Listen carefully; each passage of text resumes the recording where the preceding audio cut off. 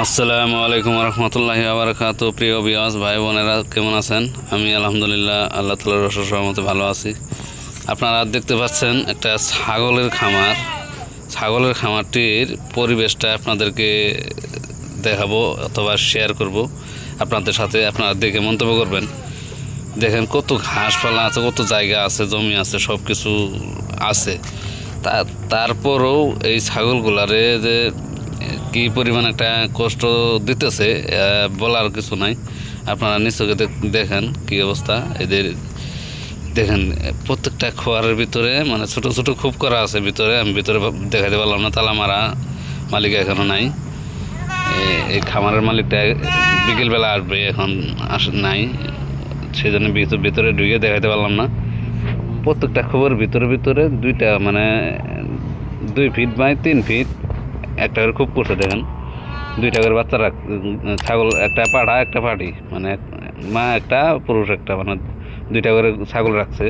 এদেরকে পর্যাপ্ত পরিমাণ মশা মাছি ইচ্ছা মতো খাইতেছে, কামড়াইতেছে।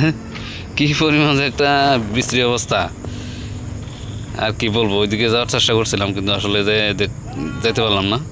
ওইখানে পরিবেশটা বেশি ভালো না। দেখেন নিচে কি অবস্থা, এদের কি একটা অবস্থা যে এদেরকে রাখছে, বলার মতো কিছু নাই। এইভাবে খামার করলে ওই যে দেখেন প্রত্যেকটার ভিতরে 2টা করে, এইভাবে খামার করলে লস হবে না আর কি হবে। লসের প্রজেক্টটি এটা করে রাখছে, লসের প্রজেক্ট, পুরোপুরি লসের প্রজেক্ট করে আছে। এই যে সকাল বিকাল 2 বেলা খাবার দেয়, ওই খাওয়াটাই লস। মানে এদের তো আর কোনো ডেভেলপার কোনো কিছু নাই। এরা হলো ছাগল একটা প্রাণী, হলো একটা মানে তৃণভোজী প্রাণী। ঘাস খাবে, চড়ে বেড়ে বেড়াবে, ঘাস খাবে। এদেরকে মুক্ত অবস্থায় রাখতে পারলে এরা ডেভেলপ করা সম্ভব। তো এইভাবে এই খামারটি হলো মালয়েশিয়া অবস্থিত। শাহ আলম নামে একটা জায়গা আছে, এই শাহ আলম নামে এই জায়গাটাতে এই খামারটি অবস্থিত। পর্যাপ্ত পরিমাণ জায়গা আছে, পাশাপাশি অনেক কিছু আছে, ঘাসপালার অভাব নাই। তারপরেও এদেরকে ভালো পরিবেশ না দিয়ে পচা পরিবেশে রাখছে। এদেরকে এইভাবে রাখলে মানে মালিক মাঝে মধ্যে আসে, আমি দেখি প্রতি বিকেলবেলায় আসে। দেখেন কি পরিবেশটা, নিচে একদম বিশ্রী অবস্থা। গ্যাস আর এই ছাগলের চুনা মানে নাদা, এগুলা মানে গ্যাস হয়ে গেছে। আর মশা মাছে একটা হাট বইছে এখানে। তাহলে এদেরকে কি একটা মানে পরিবেশে রাখছে। আর সারাটা দিন প্রায় 24 ঘন্টা খালি মেয়ে করে।